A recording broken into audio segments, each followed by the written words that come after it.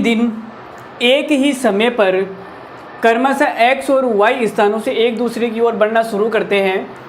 a और b दो आदमी हैं, स्थान का नाम x और y है। एक x से चल के y की ओर जाता है, एक y से चल के x की ओर जाता है। a की गति b की तुलना में 20% अधिक है। रास्ते में मिलने के बाद, रास्ते में दोनों मिल जाते हैं। मिलने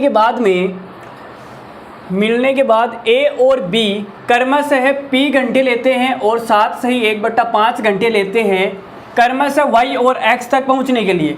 जो X वाला बंदा है वो Y तक पहुंचने के लिए और जो X वाला बंदा है वो Y तक पहुंचने के लिए इतना टाइम लेते हैं।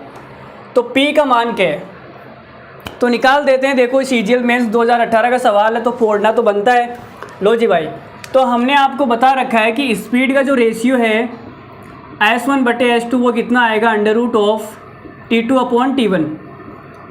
ये यहाँ तक हमारी बात हो रखी है। तो S1 क्या है, आप बोलोगे सर A की स्पीड, S2 के B की स्पीड। तो A की गति B की गति तुलना में 20% अधिक है। अगर मैं B वाले की 100 मान लूँ तो इसकी कितनी हो जाएगी, 120। भाई ये तो बोला ना, A की गति B की तुलना में 20% अधिक है, तो 20% अधिक हो गई। अब आगे देखो टाइम कितना हो जाएगा, √T2/T1। तो T2 कितना है, आप बोलोगे 7 सही 1/5, 7 पंजो 35, 1 36/5। तो ये आ गया T2 कितना आ गया, 36/5।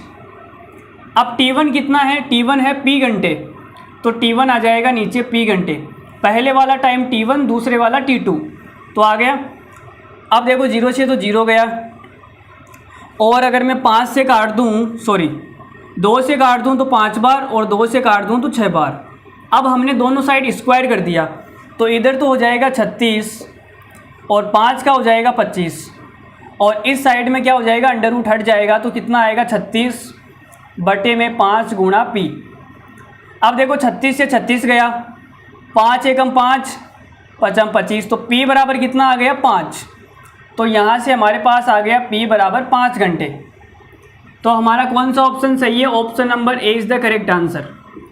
P का मान आ गया 5 घंटे।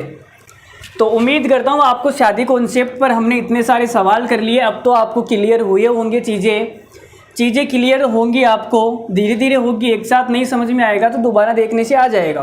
ठीक है, टेंशन लेने वाली कोई बात नहीं है। तो ये